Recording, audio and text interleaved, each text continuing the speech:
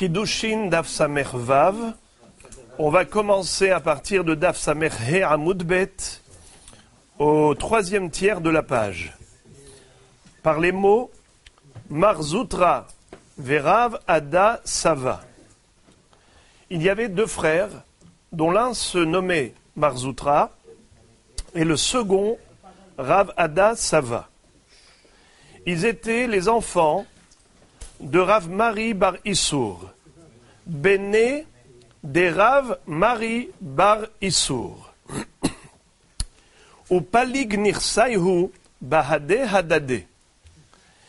Après la mort de leur père, ils se sont partagés l'héritage. À tous les camés des Ravashi, ils sont venus devant Rav Ashi. Ve'amroule, ils lui ont dit la chose suivante. Alpi shenaim edim amarahmana. Alpi shenaim amarahmana.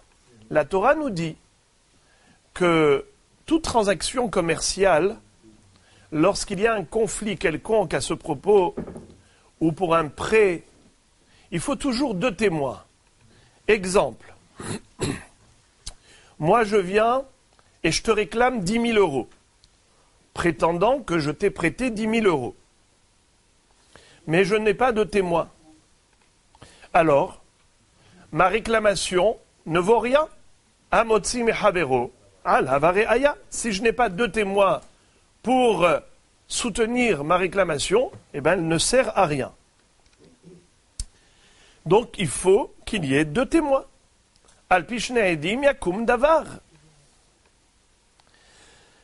Alors, il lui dit, maintenant, je voudrais savoir, quelle est la raison pour laquelle la Torah exige la présence de deux témoins par rapport à n'importe quelle opération commerciale ou économique. Est-ce que c'est une question de birour, c'est-à-dire que si jamais il y a un conflit, si jamais il y a un litige, et qu'il y en a un qui n'est pas honnête, il y en a un qui ment, donc on aura besoin de s'appuyer sur une preuve. Laquelle? Le témoignage, la déposition des deux témoins. Donc on a besoin de deux témoins juste pour clarifier les situations, afin d'empêcher le menteur d'escroquer l'autre. Ou bien par exemple, s'il y a un partage d'héritage, toi tu prends ça, moi je prends ça, toi tu prends ça, moi je prends ça. Et on a fait un kinyan, ok?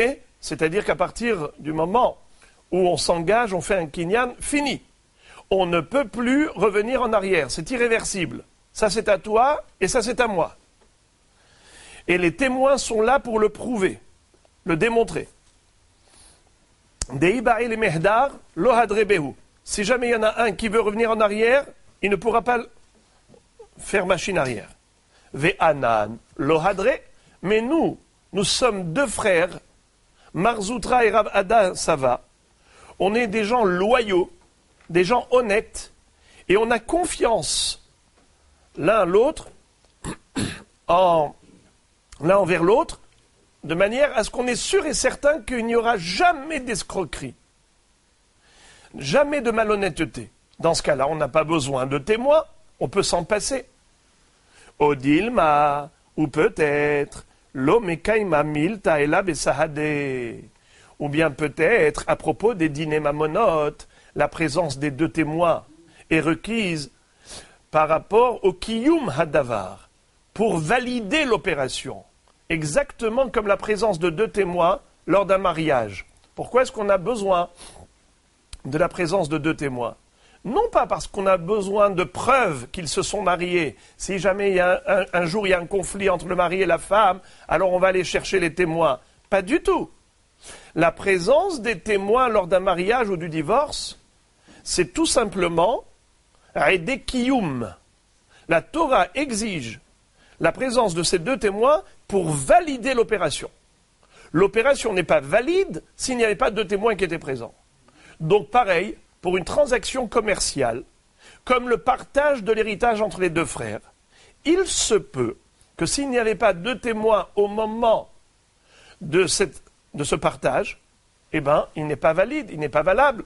On peut faire machine arrière et se raviser. Parce qu'il n'y avait pas de témoin. Et la Torah dit Al Pishna Edim Yakum Davar. Alors quel est donc le din? Amar Lehu, Lo Ivre Sahade, et là les chakrés. Il a dit les Edim n'ont été créés dans le monde que pour empêcher les menteurs d'agir, que pour les gens malhonnêtes. Sous-entendu que l'opération commerciale telle que le partage de l'héritage entre les deux frères, il n'y a aucun problème que ce soit fait, même sans la présence de deux témoins.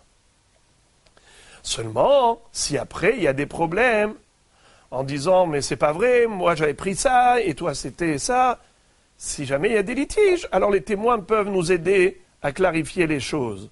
Mais si vous êtes sûr et certain qu'entre vous il n'y aura pas de problème, eh bien vous êtes dispensé de la présence de deux témoins. Car les témoins ne sont nécessaires que pour empêcher les menteurs d'agir, les escrocs, les truands, les malhonnêtes. Mais si vous vous faites confiance mutuellement, qu'est-ce qu'on a besoin de témoins? Ce n'est pas la peine. Votre partage d'héritage a été absolument validé.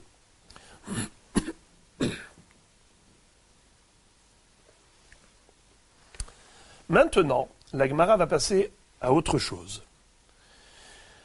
Le din de Eid et Had. Nous le savons qu'en général, il faut deux témoins. Mais parfois même un seul témoin est valable. Par exemple, pour te dire que cette boisson, elle est interdite. Il y a dedans du non cachère. Un Eid, il vient et te dit, ça c'est pas cachère. Eh bien, Eid et Had ne'eman be'isurim. C'est assourd de boire cette boisson, de manger cet aliment. Nous avons également un din de Eid et Had pour être mechayev shevoa. Exemple, je te réclame 10 000 euros. Tu me dis, je te dois rien. Le Bedin me dit, tu as deux témoins? Non, j'en ai pas deux, mais j'en ai un. J'amène un témoin. Est-ce qu'il est obligé de me rembourser? Non. Alors quoi? Ça y est, il peut partir comme ça? Non. Eid et Had mechayev shevoa. La force d'un témoin, c'est d'imposer à mon protagoniste une shevoa. Jure que je ne t'ai pas prêté. J'ai le droit de lui réclamer une shevoa. Ou il jure ou il paye. Comme il aura peur de jurer à tort, en vain, alors il va me rembourser. Voilà comment un Eid et Had est parfois, a une valeur parfois, dans certains cas. La question maintenant qui va être posée, quel est le din de Eid et Had à propos de Korban, à propos de Taharot et à propos de Tum'a, de Korban et la validité d'un Korban, d'une Behema. On va voir ça dans le texte, vous allez comprendre de quoi je parle. Ve'amar Abaye. Pardon, Amar Abaye. Amar lo Eid Had achalta helev. Ve'hala shotek. Neeman. Abaye nous dit que si quelqu'un a mangé quelque chose, et un Eid vient et lui dit, tu sais, que cette graisse-là que tu as mangée, c'est du helev, c'est du suif. C'est une graisse interdite de l'animal, car dans l'animal, il y a deux sortes de graisse. Shuman, qui est permis, helev, qui est interdit. Il dit, monsieur, c'est pas du shuman que tu as mangé, c'est du helev. Tu dois apporter un korban au Beth Amikdash pour faire expier ta faute. Tu as mangé involontairement du issour, tu pensais pas que c'était interdit, et ben moi je te le dis que tu as commis un issour. Il doit apporter un korban dans la mesure où l'autre se tait, et il ne contredit pas le Eid, il dit, je pense que tu as raison, je crois que j'ai fait une erreur, alors il doit apporter un korban, bien que c'était un seul témoin. Je répète, Amar Abaye, Amar lo Eid Had achalta helev, vehala shotek ne'eman. Il est crédible. Une preuve à cela, c'est la braïta suivante. Vetana tuna, et le Tana nous a enseigné, Amar lo Eid Had achalta helev, si un témoin lui dit, monsieur, tu as mangé du helev, vehala omer, lo achalti, l'autre lui dit, c'est pas vrai, je n'ai pas mangé. Patour, il est dispensé du korban, pas besoin d'apporter un sacrifice expiatoire. Alors Abaye fait la déduction suivante. Tama de amar lo ha-ishtik meheman. Toute la raison pour laquelle il est dispensé d'apporter un korban, c'est parce que il a renié en disant, c'est pas vrai, je n'ai pas mangé du chelev. Mashma que s'il s'était tu, qui ne dit mot consent, shtika kehoda'a, et par conséquent, il doit apporter un korban. Maintenant, Abaye nous cite une deuxième halakha dans le même ordre d'idées, en nous démontrant que parfois un aid ehad suffit. Et Amar Abaye, Amar lo aid ehad nitme'u taharotecha, vehala shotek neeman. Vetanatuna, aid ehad omer nitme'u, vehala omer lo nitme'u, patour, tama de amar lo haishtik meheman. Si quelqu'un vient voir une personne et lui dit, tu sais, ces fruits-là, ils sont tamés. Et tu n'as pas le droit de les manger. Eh bien, en effet, Aed Ehad, il est Ne'eman, et ces fruits sont tamés, et l'homme qui est Tahor n'a pas le droit de les manger. J'ouvre une parenthèse. Est-ce que c'est assourd de manger des fruits qui sont tamés? Si c'est de la terouma, c'est évident que c'est assourd. C'est-à-dire que la terouma, non, il est là. Mettez-le sur le... Ouais, non, il est déjà sur le mur. Mettez-le sur la chaise. Merci. Toda Rabba. Dans la mesure où l'homme est pur et les fruits sont impurs, alors de là nous voyons que c'est assourd de les manger. Les Rishonim se posent la question, à savoir, est-ce que Behemet, ça existe, cet interdit? Si le monsieur est un Kohen, et les fruits, c'est de la terouma, alors évidemment que cette terouma, si elle est tamée, elle est interdite à la consommation. Ou bien, par exemple, de la viande de korban. Est-ce que j'ai le droit de manger de la viande de korban qui est devenue tamée? C'est formellement interdit. Mais s'il ne s'agit ni de korban, ni de terouma, des fruits tout courts, des fruits tout simples, choulines, des fruits profanes, et ils sont tamés, je n'ai pas le droit de les manger parce que je suis tahor, eh bien, selon certains rishonim, oui, en effet, c'est interdit. Selon le Rambam, c'est permis. Alors, de quoi la Gemara parle? Elle parle pour ceux qui étaient prouchim. Prouchim, c'était des gens qui étaient tzadikim et qui s'imposaient des mesures de rigueur particulières en disant, moi, je ne veux pas manger tout ce qui est impur. Alors, à ce titre-là, quand un aide vient et te dit « ces fruits sont impurs », tu t'abstiens. Et d'où est-ce qu'on le déduit? Du fait que dans la Braïta, il est écrit « Aed echad omer nitme'u, ve hala omer lo nitme'u, patour. Tama de amar lo haishtik meheman ». Toute la raison pour laquelle il est patour, c'est quand il contredit le Aed echad. Mashma, sous-entendu, que s'il s'était tu et qu'il avait acquiescé, alors la déposition de Aed Ehad était valable. Voilà une preuve pour Abaye. Troisième enseignement de Abaye. Ve'amar Abaye, shorecha nirba, ve'hala shotek, neeman. Vous savez que normalement, pour les corbanotes, on n'a pas le droit de se servir d'une bête avec laquelle on a fait une avera. Une bête qui a été un objet sexuel. On l'a appris dans la paracha de Acharemot et Kedoshim, qu'on n'a pas le droit d'avoir, chas v'shalom, une relation avec un animal. Si ça a été le cas, et que c'était fait volontairement avec avertissement, cette personne, elle est passible de la peine capitale. Mais pas seulement elle, même la bête elle-même, devra être exécutée, devra être lapidée. Pourquoi?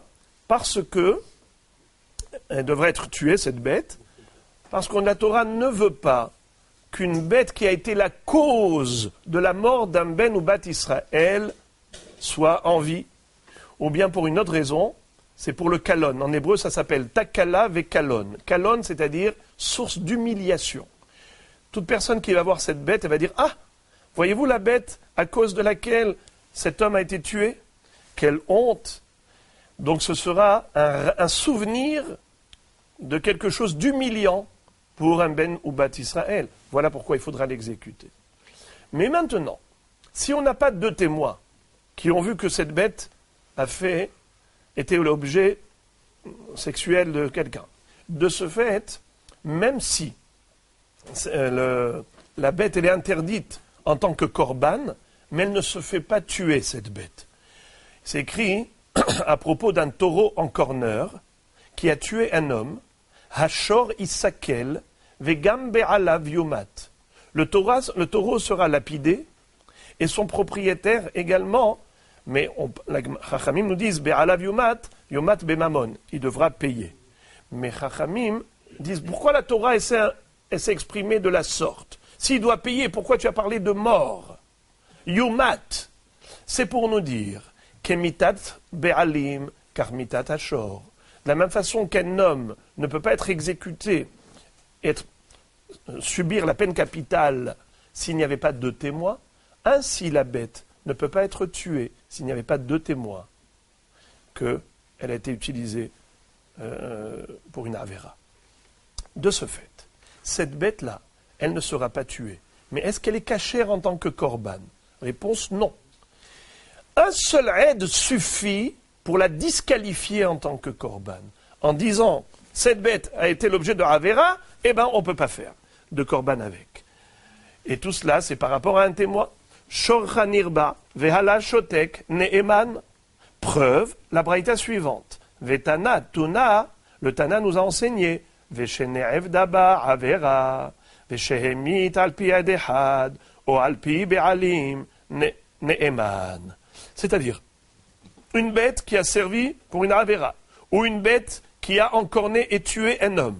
Dans tous ces cas de figure, alpi adehad, si on a un témoin, ou alpi be'alim, ou bien carrément, même si ce adehad c'est le propriétaire lui-même qui vient témoigner contre sa bête, eh bien dans ce cas-là, ne'eman. Ils sont crédibles, et en effet, cette bête ne pourra pas servir de sacrifice. Voici l'analyse de Abaye. Hay alpi edehad, echidami, cette histoire de edehad, c'est-à-dire le témoignage d'un seul témoin, de quoi on parle? Idekamodu be'alim, haynu alpi be'alim. Si le propriétaire dit oui, tu as raison, c'est vrai, ma bête elle a fait l'objet d'une avéra.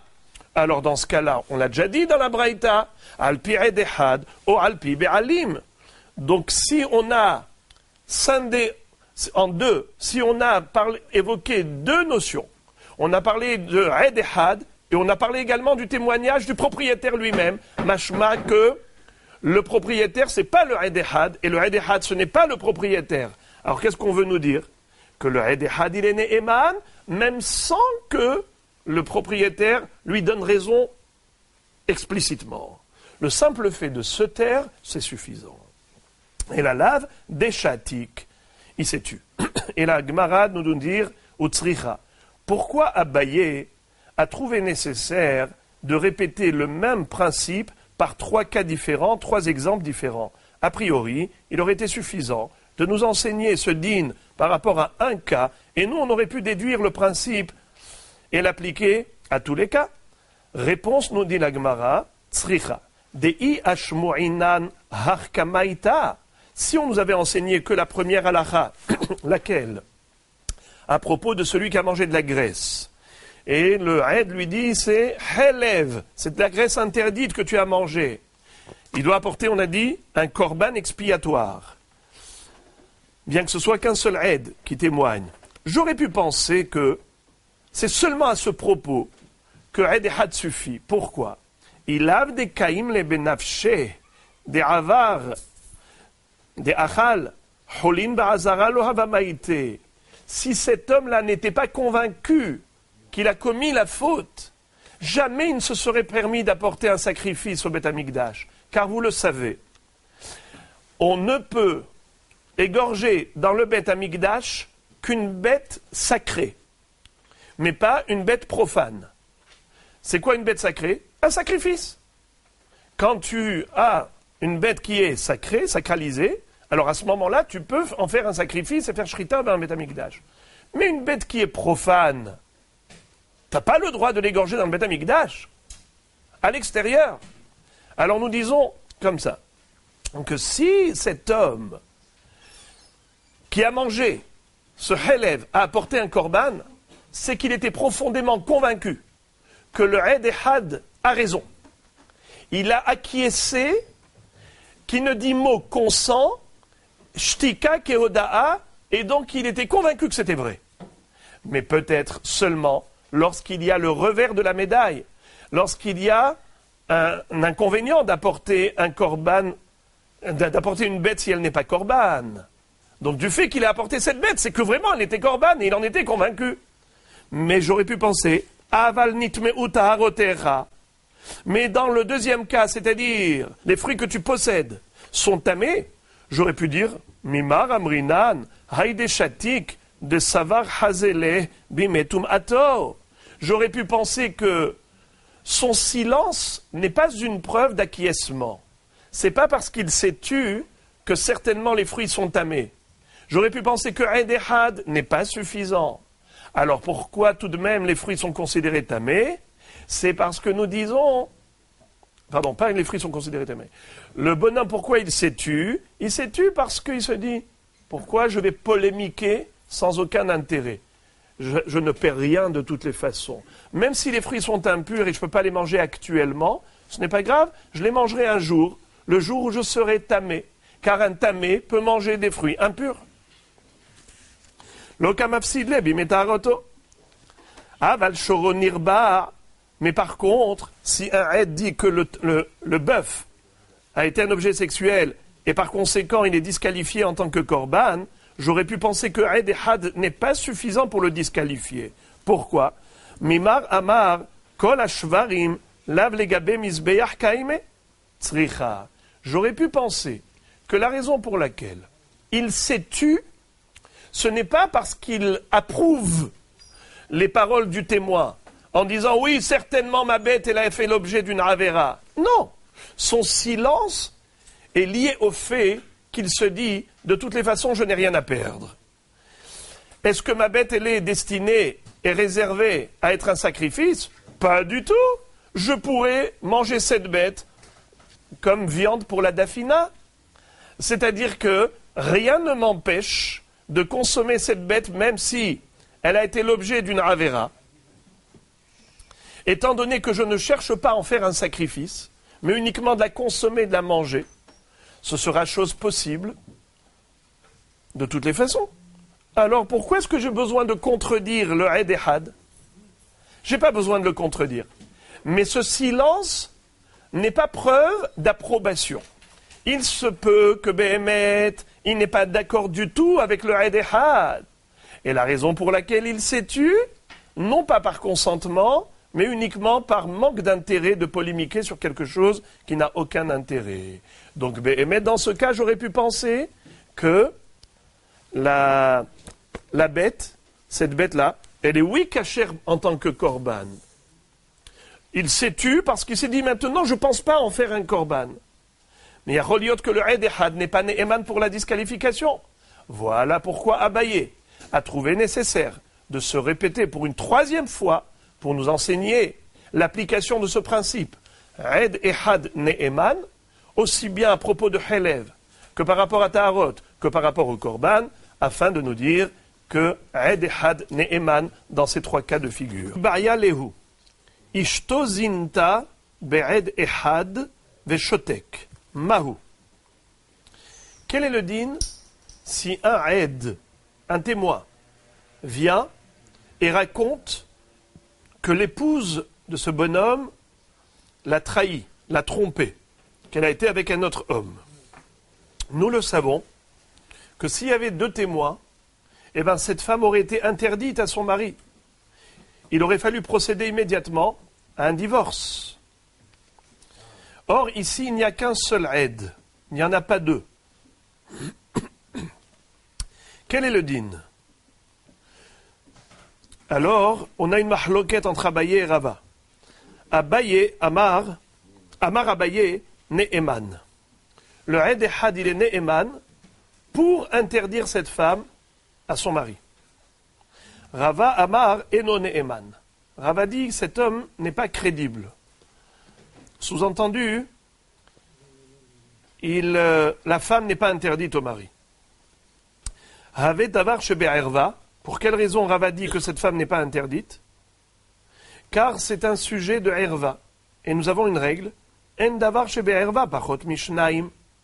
On ne peut pas on ne peut pas statuer sur un sujet qui est lié au harayot si on n'a pas au moins 2 témoins. Par exemple, mariage, il faut la présence de 2 témoins.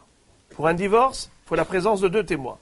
Également, pour interdire une femme à son mari, il faut 2 témoins selon Rava. Maintenant, Abaye et Rava, chacun à tour de rôle, va citer une preuve qui lui a permis de déduire cette halakha.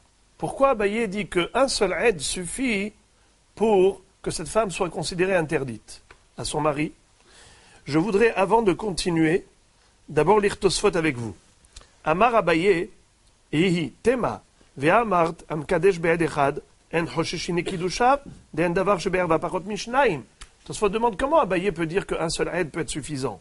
Pourtant, le mariage, ça ne peut pas avoir lieu s'il y a moins de 2 témoins. V'yesh lomar de'atam efshar, kevan delo kitcha bifne edim, ha'ma'ot matana, aval hacha, ha'bi'a oseret, ben be'edim, ben shelo be'edim, ve'en anu tzrichim ela, sheyeda ha'ba'al ha'emet.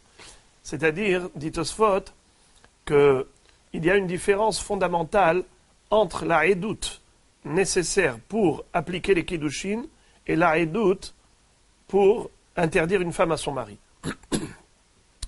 Pour que le mariage s'appelle mariage, il faut la présence de 2 témoins qui aient vu qu'il lui a donné ça en tant que kiddushin.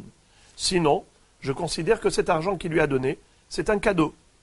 Il lui a donné de l'argent en cadeau. Mais par contre ici, c'est quoi qui rend cette femme interdite à son mari? C'est la bi'a, la relation intime qu'elle a eue avec un autre homme. De ce fait, ça change absolument rien qui est des edim ou pas. La réalité, elle est ce qui est. Elle a eu une relation avec quelqu'un seulement. On ne le sait pas. On n'est pas au courant. Donc on a besoin juste d'une edoute pour savoir qu'est-ce qui s'est passé. Donc ici, le témoin, il fait office d'état des lieux. Ça veut dire qu'il me permet de savoir qu'est-ce qui s'est passé. Alors, là, dire Abaye, il se peut que, ou carrément il le dit, la halakha est que même un seul aide suffit pour nous révéler ce qui s'est passé. Je répète, aval hacha habi'a oseret, ben be'edim, ben shelo be'edim, ve'en anu tzrichim ela, sheyeda ba'al ha'emet. Ici, le témoignage est nécessaire juste pour vérifier la chose. Pour que le mari soit au courant de ce qui s'est passé, alors un aide suffit. Je voudrais le dire dans des termes différents. Il y a aide kiyum et aide birour. Des aidim qui sont là pour valider la chose, comme gerushin et kiddushin, et des aidim qui sont là pour nous certifier la chose. Juste pour nous dire que la chose, elle s'est passée ou elle ne s'est pas passée. Alors, un aide suffit pour nous raconter ce qui s'est passé. Mihu caché, Tosfot disent, mais quand même, dans ma Sechet Sota, on a appris le contraire. Mihu caché, de mashma'acha, aide had ne'eman. Ou be ma Sechet Sota, mashma de en aisha ne'eseret al ba'ala, ela al iske, kinui ustira. Mashma de ba'inan aidim. C'est-à-dire, ici, ici on voit qu'un seul aide suffit, d'après Abaye. Pourtant, dans ma Sechet Sota, on a appris qu'une femme ne peut être interdite à son mari qu'à condition qu'il y ait eu préalablement kinouï ou stira. C'est quoi kinouï? Un avertissement de la part du mari en disant « Attention, je ne veux pas que tu t'isoles avec cet homme. » Et également stira, que finalement on a des ridim qu'elle s'est isolée. D'accord? Mais là, on n'a pas eu de kinouï et de stira. Mashma de ba'inan aidim. Veyesh lomar de hatamayre be'eno shotek. Aval be'shotek be'ed had ne'eman. Là-bas, pourquoi est-ce qu'il fallait le kinouï et stira? C'est parce que il n'était pas shotek. Il contredisait le aide. Donc, quand il y a le mari dit c'est pas vrai, ou l'homme qui a fait la vira dit c'est pas vrai, il contredit le aide. De ce fait, on a besoin de kinouï et de stira pour interdire cette femme. Or, ici, de quoi on parle? D'un mari qui se tait. C'est-à-dire, le Aed lui dit, voilà ce qui s'est passé, ta femme t'a trompé, elle était avec cet homme, j'ai vu au travers du trou de la serrure, j'ai vu ce qui s'est passé. Et lui, il se tait. Cette shtika, elle est kehoda'a. Alors, la question est de savoir, dans tous ces inyanim là, quand on voit que la personne se tait par rapport au Eid et Had qui lui annonce quelque chose, pourquoi est-ce que ce silence vaut approbation? A priori, dans tous ces cas de figure, on aurait dû dire que la raison pour laquelle l'homme s'est tu, c'est parce qu'il est perplexe. Il ne sait pas ce qui s'est passé. Comment tu veux qu'il contredise le Eid et Had alors qu'il ne sait pas ce qui s'est passé? Alors qu'est-ce que tu dis? Il s'est tu, shtika keoda'a. Qui ne dit mot consent, silence vaut approbation. Mais c'est pas vrai. Il ne se tait pas parce qu'il approuve. Il se tait parce qu'il n'a rien à dire. Ni oui, ni non. Non, ici on voit que la personne concernée se tait. Alors la réponse, les Mefarshim m'expliquent la chose suivante. Ils disent qu'en réalité, la raison pour laquelle nous considérons shtika kehoda'a dans tous ces cas de figure, c'est parce que nous considérons que cet homme-là, plutôt pas que nous considérons, la raison pour laquelle, dans tous ces cas de figure, la shtika et les kehoda'a, c'est parce que on parle d'un cas où le bonhomme avait déjà un doute. C'est-à-dire qu'il y avait raglaïm la davar. Il avait une raison de croire le Eid et Had. C'est-à-dire qu'il avait des simanim, des signes qui lui permettaient de dire « Ah oui, il a raison, le Eid et Had. Il ne raconte pas n'importe quoi. » Alors maintenant qu'il me le dit, en fait, il me confirme déjà des suspicions, il me confirme des petits doutes. Alors, de ce fait-là, je dis « Shtika keoda'a ». Mais d'autre part, lui, tout seul, avec des doutes, il n'avait pas d'avis précis. Donc c'est le Eid et Had qui a donné ici la possibilité de statuer. Rava, qu'est-ce qu'il dit? Il dit c'est pas vrai. Un témoin qui vient raconter au mari que sa femme l'a trompé, il ne peut pas pour autant lui interdire sa femme. Et c'est ça la halakha. Regardons Tosfot. Rava Amar, Vim Tomar, Kevan de Shotek ou Shtika Keoda Adamia, la malote aser alav, vechilo yochal asota alav haticha de isura. Tosfot pose une question d'une autre nature. Comment se fait-il que Rava dit que cette femme est permise au mari? Pourtant le mari, il s'est tu. Il n'a pas contredit le Eid. Ça veut dire qu'il le croit. Puisqu'il n'a pas contredit, c'est qu'il approuve. S'il approuve, donc c'est Shavia nafshe haticha de isura. On l'a déjà rappelé, vous vous rappelez hier, le sujet de Shavia nafshe haticha de isura. Un homme peut s'interdire quelque chose. Lui, il est convaincu que ça c'est du porc. De par sa conviction, ce morceau de viande lui est interdit. Bien que pour les autres, qui disent c'est pas vrai, ça c'est pas du porc, ça c'est de la viande cachère. Les autres, ils ont le droit de manger cette viande. Lui, il n'a pas le droit. Parce que lui, il est convaincu que c'est du porc. Shavia nafshe haticha de isura. De ce fait, Tosfot pose la question, comment Rava peut permettre cette femme? Mais si cet homme il s'est tué par rapport au témoignage du Eid et Had, c'est qu'il le croit. Et s'il le croit, donc elle devrait être interdite, cette femme. Veyesh lomar dit Tosfot, de kasava Rava, de tarma de shotek meheman, lav mishum de shtika keoda'a damya, et la mishum de ikaraglaim la davar, mehemnele, וכיוון שאין האיסור מכוח עדות הבעל, אלא מכוח עדות העד, לא מהם נינן לה, דעד אחד אינו נאמן בדבר שבערווה. C'est-à-dire que ici, la raison pour laquelle l'homme s'est tu, c'est pas parce qu'il est certain que sa femme, elle a commis la faute. Lui, il avait des suspicions. En effet, il avait des soupçons. Mais, il n'était pas convaincu. Maintenant, le Eid et Had, il vient et il annonce quelque chose. C'est la déposition du témoin qui va changer maintenant le statut de cette femme. C'est pas possible. Rava dit, il est tout juste pas possible que dans un domaine marital, entre hommes et femmes, qu'un seul aide puisse changer la donne. C'est pas possible. En davar shebe'erva pachot mishnaim. C'est une règle. On a comparé les problèmes matrimoniaux aux problèmes économiques. Comme pour Mammon, al pishnaim edim yakum davar, ainsi pour Girushin, Kiddushin et tout ce qui est Arayot, al pishnaim edim et pas Edechad. Voilà donc. On a terminé les deux Tosfot par rapport à Abaye et par rapport à Rava. Maintenant, la Gemara va nous présenter la preuve qu'a cité Abaye pour démontrer qu'il avait raison. Amar Abaye, Mina Aminala, d'où je l'ai déduit? De l'histoire suivante. Il était une fois, Haou Samia, un homme aveugle, des Hava Mesader Matniat Akame des Marshmuel. Il récitait par cœur les Mishnayot et les Baraïtot devant Shmuel. Yom Ahad, un jour, Nagahle, il a tardé à venir au Beth Midrash. Velo Avakaate, il venait pas. Qu'est-ce que fait Shmuel?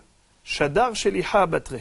Shmuel, il s'est dit certainement, le pauvre aveugle ne peut pas venir tout seul, il a besoin d'un accompagnement. Je vais lui envoyer un shaliach qui le guide, qui l'amène ici au Beth Midrash. Mais en réalité, qu'est-ce qui s'est passé? Adeazil shaliach behada orha ataihu behada. C'est-à-dire, le shaliach, il est parti par un chemin, et en fait, l'aveugle, il avait déjà entrepris le chemin pour aller vers le Beth Midrash, mais par un autre itinéraire. Donc ils ne se sont pas croisés. En fait, le shaliach est parti chez lui par un chemin, alors que l'aveugle venait au Beth Midrash par un autre. Qu'est-ce qui s'est passé? Le shaliach est arrivé donc chez lui à la maison. Il pensait que l'aveugle était chez lui. Il est rentré à l'intérieur. Et qu'est-ce qu'il a vu? Une chose terrible et horrible. Il a vu la femme de cet aveugle avec un homme. Alors, qui attache shaliach, quand le shaliach est revenu, Amar Ishtozinta, il a raconté à l'aveugle que sa femme l'a trahi. Atal et Kamé démarre Shmuel. Que fait l'aveugle? Il va poser la question à Shmuel. Qu'est-ce que je fais?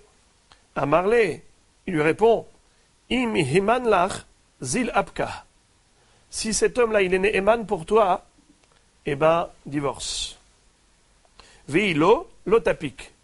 Si cet homme-là n'est pas crédible, alors ne divorce pas. La Gemara, Abaye dit comme ça, Mai lav imeheman alach, de lav gazlanahu. A priori, qu'est-ce que ça veut dire, Ne'eman ou pas Ne'eman?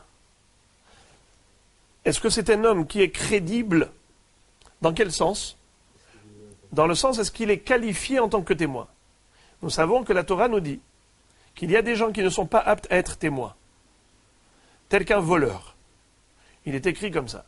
Al tachet yatra imracha al yot ed hamas. Ed hamas, un ed qui est voleur, c'est un rachat, il n'est pas bon, il n'est pas qualifié en tant que ed. Par conséquent, Shmuel va dire à cet homme, l'aveugle, pour toi, ce ed, il est Ne'eman, ça veut dire c'est un homme qui n'est pas escroc, qui n'est pas voleur, un homme qui est Shomer Torah et Mitzvot, donc c'est un bon aide. Si c'est un bon aide, alors tu dois divorcer.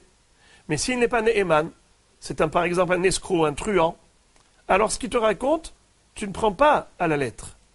Tu ne prends pas au pied de la lettre ce qu'il te raconte. Sa déposition n'est pas valable, parce qu'il n'est pas un bon aide. Mashma dit Abaye, de là je déduis que si le aide est had, c'est un bon aide, alors en effet, la femme aurait été interdite sur la base de la déposition d'un seul témoin. Donc tu vois que aide est had ne'eman, les essor est un isha al-ba'la. Verava, qu'est-ce qu'il va faire avec cette preuve, Rava? Rava il dit non, t'as pas compris le pshat, c'est pas ça. Shmuel, ce qu'il voulait dire, ce n'est pas ça. Verava imeheman lach kebetre zilapka veilo lotafka. Shmuel, ce qu'il a voulu dire, est-ce que cet homme, à tes yeux, il est crédible? Pas si cet homme, il est rachat ou pas rachat, est-ce qu'il est un bon témoin ou pas un bon témoin. Est-ce que toi, tu le crois? Est-ce que ça te convainc, ce qu'il te dit? Tu lui fais confiance vraiment? Si tu lui fais vraiment confiance, alors en effet, Shavia Nafshechatira de Yisura. Si tu le crois, donc toi maintenant, tu considères que c'est à 100% vrai. Si toi tu es convaincu, eh bien, Apka. Sinon, non.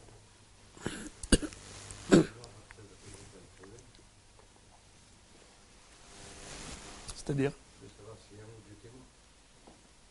Qu'est-ce qu'il répond, Rabat? Il ne répond pas déjà, un, ça suffit, deux. Donc la question est là. Si tu es convaincu, tu ne fais pas. Tu n'as pas besoin de témoin. Tu as besoin d'un témoin. Voilà, exactement. Exactement.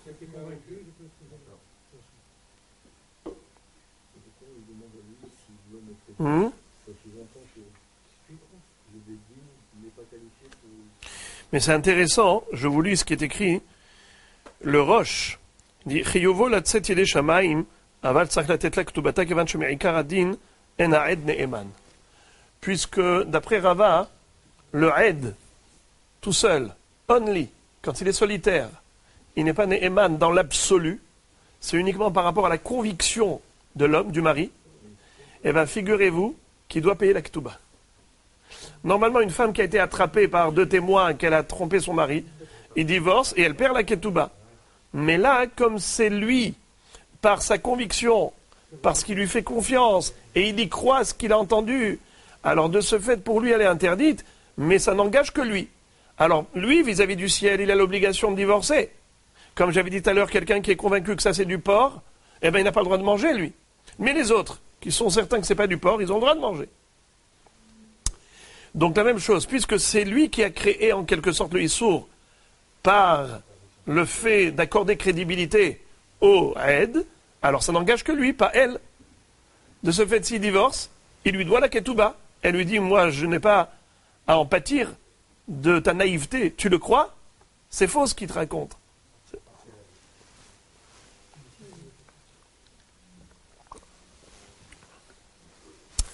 Ve'amar Abaye. Après que Rava ait refuté cette première preuve, Abaye va en citer une seconde. Ve'amar Abaye, mina aminala.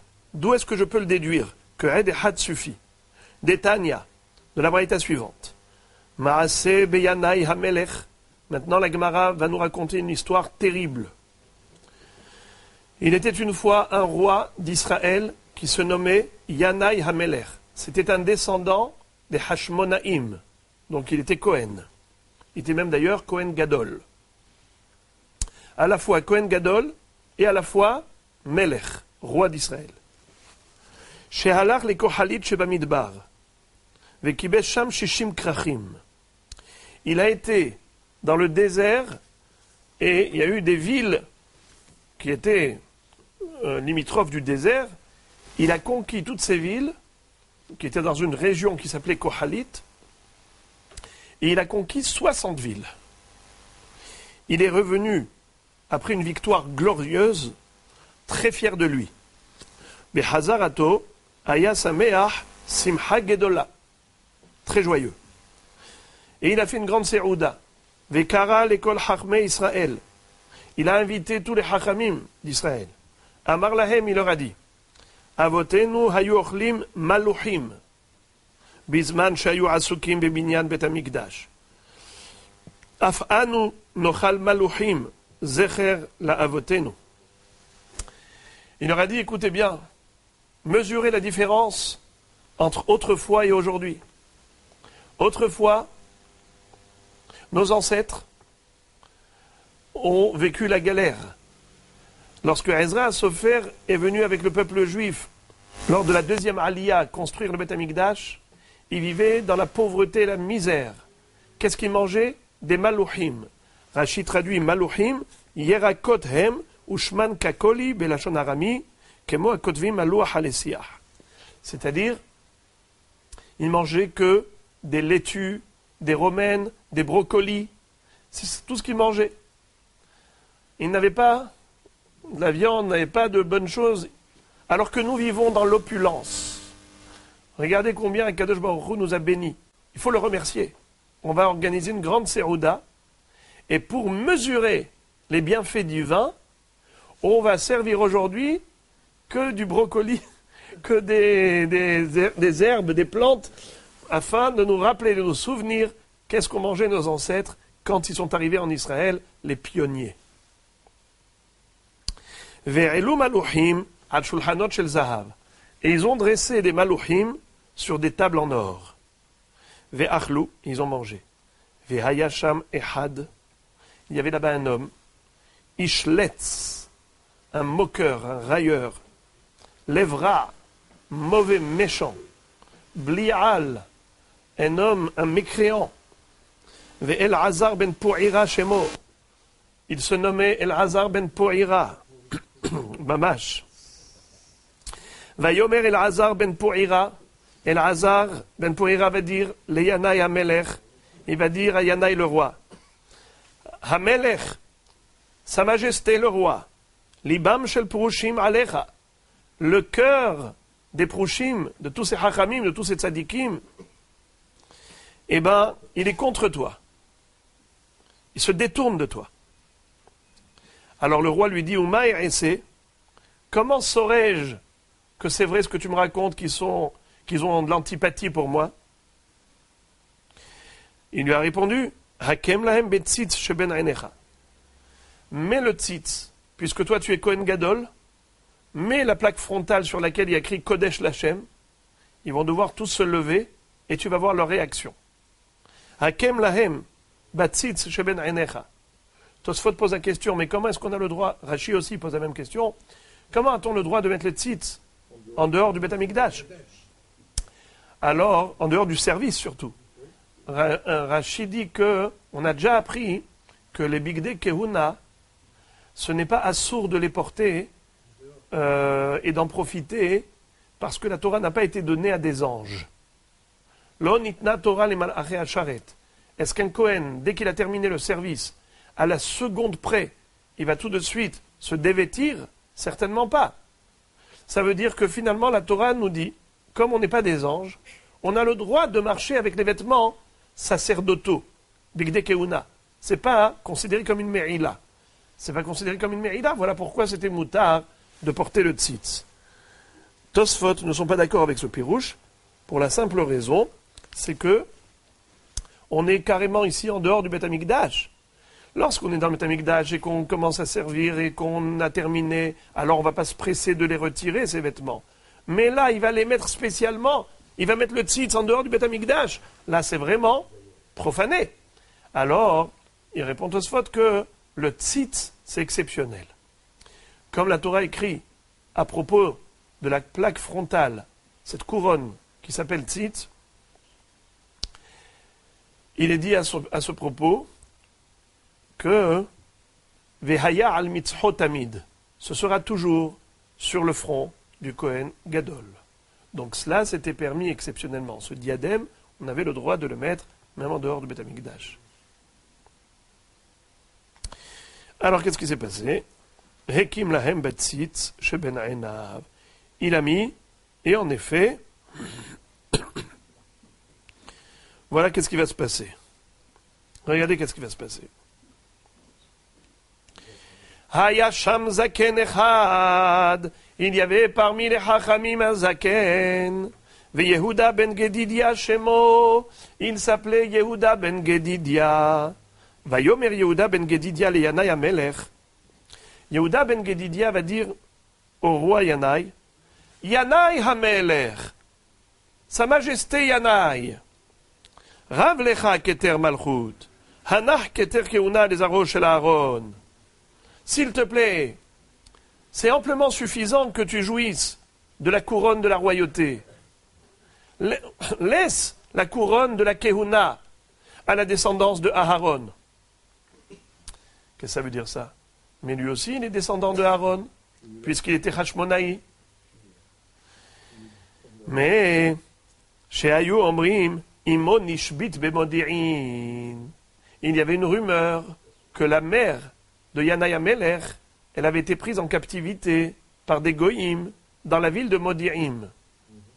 Et nous le savons, que les Hachamim ont considéré qu'une shvouya a le statut de zona, et donc interdite au Kohen. Elle ne peut pas se marier avec un Kohen. Car nous présumons que le goy qui l'a kidnappée, qui l'a prise en captivité, a abusé d'elle, et par conséquent, si elle a une relation avec un goy, donc elle est interdite au Kohen. Du fait que son père s'est marié avec une shvouya, alors, lui, Yanaï Amelech, il est considéré halal. S'il est halal, il n'a pas le droit d'officier dans le Beth Amikdash. De ce fait, il lui a dit, toi tu es un halal, tu n'es pas Kohen ni Kohen Gadol, alors laisse tomber. Laisse la couronne de la Kehuna au Zera Aharon. Vaïvukash hadavar velo nimtza. Vaïbadelu hachme Israël beza'am. Vaïomer Elazar ben Po'ira li Yanaï Hamelech. Yanaï Hamelech. Hediot shebe Israël kach hu dino. Ve'ata melech ve'kohen gadol kach hu dincha. Qu'est-ce qui s'est passé? Ils ont mené une enquête. Il a dit, Yanaï Amelech, vous prétendez que ma mère était shvouya, et par conséquent, je suis halal. Pas de problème. On va établir une recherche, on va mener une enquête scrupuleuse, et on verra si c'est vrai ou faux.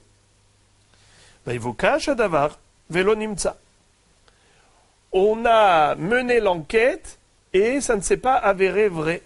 Ça veut dire qu'on n'a pas trouvé de base à cette rumeur. Alors là, ce même Racha, Elazar ben Po'ira, va revenir voir le roi et lui dit, Sa Majesté, si vous étiez un homme simple, un homme ordinaire, à savoir quelqu'un qui n'a pas les moyens de se défendre, alors c'est vrai, vous subissez en silence et vous vous taisez. Mais vous êtes le roi, vous avez tous les moyens de prendre vengeance de ceux qui vous ont calomnié ainsi. Ata melech ve'kohen gadol, kach hu dincha, tu vas te taire alors que tu as cumulé 2 couronnes. Alors il lui a dit, Umay esse, qu'est-ce que tu me proposes de leur faire? Imata shomer al atzati, si tu veux écouter mon conseil, il lui dit, Romsem, tue-les, écrase-les. Tous les Chachamim. Alors Yanaï Amelech a des scrupules, il lui dit, oui, mais Vetorah Mateh Aleha, si on tue les Chachamim, on fait disparaître la Torah. Il lui répond, Harikrucha Munachat Bekeren Zavit, Kol Harotsen Ilmod Yavo Veilmod. Il lui dit, la Torah, elle est là dans le Haron HaKodesh. Elle est posée dans un coin, la Torah. Celui qui veut étudier, qui prenne le Sefer Torah et qui lise. Amar Rav Nachman bar Yitzhak, Miad Nizrekabo Apikorsut. Yanaï Hamelech est devenu Apikoros. Pourquoi? De avalele mimar tenach Torah shebirtav, Torah shebe'alpe mai. C'est-à-dire, qu'est-ce qu'il aurait dû répondre? D'accord. Qu'est-ce qu'il y a dans le Haron HaKodesh? Le Sefer Torah, c'est la Torah écrite. Mais la Torah orale, qui est l'interprétation de la Torah écrite, elle n'est pas dans le Haron HaKodesh. Elle est dans le cœur des Talmidei Chachamim, qui l'étudient, qui la retransmettent à leurs élèves. Donc le Talmid Chacham, c'est un Haron HaKodesh de Torah shebe'alpe. C'est l'arche sainte de la loi orale. Comment tu veux les tuer? Mais tu vas faire disparaître la Torah shebe'alpe. Sous-entendu qu'il est devenu Apikoros. Qu'est-ce qu'un Apikoros? Un Apikoros, qu'est-ce qu'il dit? La Torah, elle ne vient pas des cieux. La Torah, elle n'est pas minashamaim, elle n'est pas divine. C'est une invention humaine. C'est un Apikoros. Kofer Batorah. Mais nous avons 2 parties dans la Torah. Le Ktav, l'écrit, et le Be'alpe, ce qui est retransmis oralement. Le pirouche de la Torah. Donc il est devenu Apikoros par le fait d'avoir renié une partie de la Torah qui est Torah chez Be'alpe. Comme les Tzedokim. Il a rejoint l'idée des Sadducéens. Les gens de Tzedokim, qu'est-ce qu'ils prétendent? Que le Pentateuque, la Bible, ça c'est vrai. Mais la loi orale, le Talmud, il n'y croit pas. Donc maintenant, qu'est-ce qu'il est devenu? Il est devenu Yanaï Amelech. Il est devenu comme un Tzedoki. Voilà. Qu'est-ce qu'il a fait? Miyad vatutsat hara'a. Immédiatement, le malheur a surgi, à savoir l'exécution massive, un génocide terrible, d'exterminer tous les Chachamim. Il a exterminé tous les Chachamim. Al-Yedé al-Hazar ben Pourira par le biais de ce même Racha, Belial et al-Hazar ben Pourira. Vayahargu kol Chachmei Israël, et il a fait tuer tous les Chachamim d'Israël. Vehaya ha'olam mishtomem. Le monde était en ruine sur le plan Torah. Ad sheba Shimon ben Shattach, vehzir et Torah liyoshna. Grâce à un seul homme, un seul Chacham qui était rescapé de ce génocide, Shimon ben Shattach, c'est lui qui a rétabli la Torah au sein d'Israël. Vous savez qui était Shimon ben Shattach? C'était le beau-frère de Yanaï Amelech. En fait, qui est-ce qu'il a sauvé? C'est la reine qui a sauvé son frère. Elle a caché, parce qu'elle connaissait les plans de Yanaï Amelech, son mari, elle a caché son frère. Et la Gemara dans Masechet Brachot Daf Mem Ched raconte qu'après cette tuerie, Yanaï Amelech a mangé, il a pris un repas avec la reine, tranquille. Il dit maintenant le moment est arrivé pour faire Birkat Hamazon. Mais moi je ne connais pas Birkat Hamazon par cœur. J'avais l'habitude d'avoir toujours un Chacham qui me récite Birkat Hamazon. Et moi j'écoutais et je m'acquittais par audition. Maintenant j'ai plus de Chacham. Personne ne connaît par cœur Birkat Hamazon. Comment je vais faire? Ce rachat, capable de tuer tous les Chachamim, il veut faire Birkat Hamazon. Ça veut dire qu'il y a une telle dichotomie en l'homme. En ce qui concerne les mitzvot vis-à-vis de Dieu, pas de problème. Mais vis-à-vis des hommes, ce Rotseah, cet assassin, il veut faire Birkat Hamazon. Alors sa sœur lui dit, si je t'amène à Chacham, tu me promets de ne pas le toucher? Elle dit, promets. Tu jures? Jure. Elle lui ramène son frère Shimon ben Shattach. Il installe entre les deux, entre le roi et la reine. Il lui dit, vois-tu le kavod que je te fais? Il dit, non, c'est pas toi qui m'as accordé ce kavod. C'est la Torah que j'ai étudiée. Car c'est pour ça que tu étais embêté, parce qu'il te fallait un hacham. Comme il est écrit dans Mishlei, Salseleha utromemeka, techabedecha ki techabkena. Si toi tu enlaces la Torah, elle te mettra à l'honneur. Alors il dit à sa femme, Hazid elomekabel marut, tu vois qu'il ne se soumet pas à moi.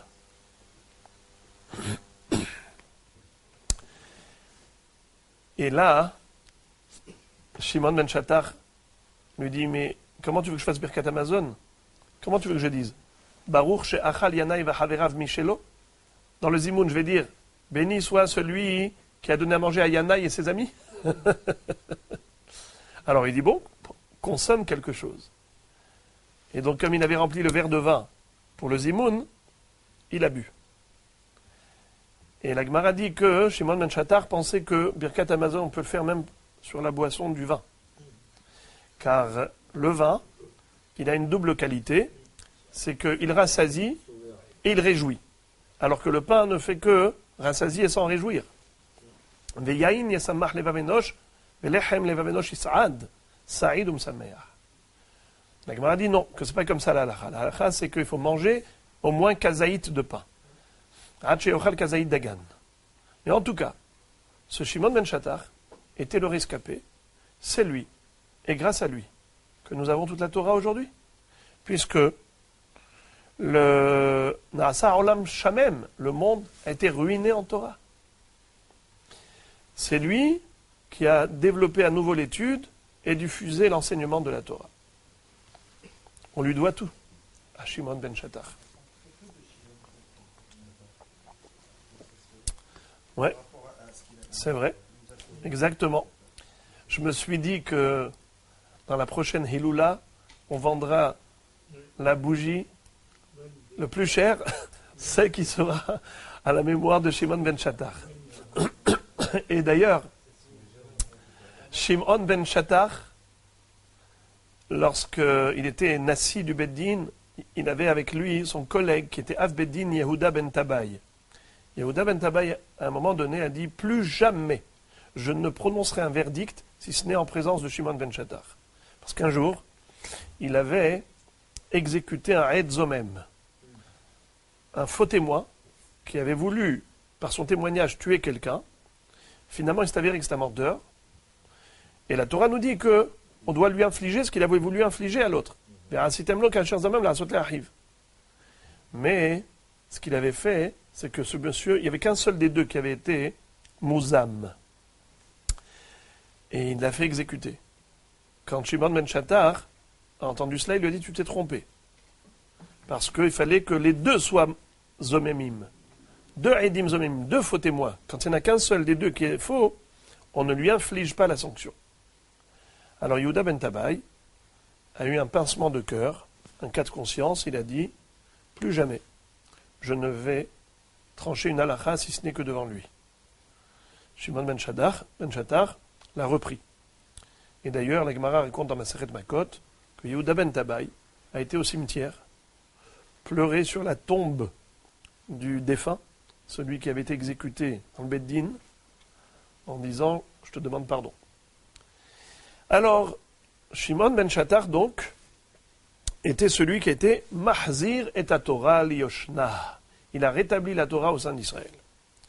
Fin de citation de la Braïta, et à partir de là, nous voyons comment Abaye va analyser cette histoire pour en déduire la halakha, que Eid Ehad, un seul témoin, est suffisant pour interdire une femme à son mari s'il témoigne qu'il a vu avec un autre homme. Echidami. Par rapport à la mère de Yanaï Améler, dont on a dit qu'elle était prise en captivité, et par conséquent, Yanaï était censé être considéré halal. Echidami, qu'est-ce qui s'était passé? Elima de betre amri ishtebay, ou betre amre lo ishtebay, mai hazid samart ahane, smor ahane. S'il y a deux témoins qui disent qu'elle a été prise en captivité, et deux autres qui disent le contraire, qu'elle n'a pas été prise en captivité, pourquoi tu dis avec certitude qu'il s'est avéré qu'il n'était pas halal? On n'est pas sûr. Il y en a deux qui disent bien qu'il était halal. Alors pourquoi tu es sûr que non? Et là, be'edehad. Et là, be'edehad. C'est-à-dire, il y avait un témoin qui avait dit que sa mère avait été prise en captivité. Vetama de kamacheshele betre. Mais ensuite, il y a eu deux témoins qui ont dit c'est pas vrai. Elle n'a pas été prise en captivité. C'est la raison pour laquelle on l'a acquittée. On l'a essuyé, on a essuyé cette tâche. C'est-à-dire, on a considéré qu'il était Bémet Cohen Kacher, après avoir mené l'enquête. Mais comment tu as décidé que le Eid Ehad n'était pas crédible? Parce qu'il y a eu deux témoins qui ont dit le contraire, qui ont nié ce qu'il a dit, ils l'ont contredit. Halavachi. Mais si on n'avait pas deux témoins qui le contredisaient, Meheman, on aurait pu faire confiance à un seul témoin, solitaire. Mashma, qu'un témoin solitaire qui nous dit que cette fille, elle a été prise en captivité, elle est considérée zona. Alors pareil, une femme dont un aide nous dit qu'elle a trompé son mari, elle est considérée zona et donc interdite au mari. Voilà comment Abaye est arrivé à la conclusion, cette halakha, de dire qu'un aide suffit pour interdire une femme à son mari. Alors comment Rava va réfuter cette preuve? Verava, les olam très ou très. Rava dit que Bémet, il y avait 2 contre 2, pas 2 contre 1. Il y avait 2 témoins qui ont dit qu'elle a été prise en captivité et 2 autres qui ont dit qu'elle n'a pas été prise en captivité. C'était quoi notre question? Pourquoi tu comptes plus sur ceux qui l'ont innocenté plutôt que sur ceux qui l'ont inculpé? Réponse que de Amar Avacha Bar Maniumi be'ede hazama chaname be'ede hazama. On parle ici de Edim Zomemim. C'est-à-dire, les 2 premiers ont dit qu'elle était prise en captivité. Après, 2 autres sont venus, ont dit, eh oh, comment vous pouvez témoigner que vous avez vu ce jour-là qu'elle était prise en captivité dans cet endroit? dans Modi'im. Mais vous étiez avec nous ailleurs. Vous étiez avec nous ailleurs. Donc c'est pas possible que vous ayez vu ce jour-là ce que vous racontez. Donc vous êtes des Edim Zomemim. Vous êtes des faux témoins, des menteurs. Mais nous le savons. La Torah a accordé crédibilité aux derniers témoins.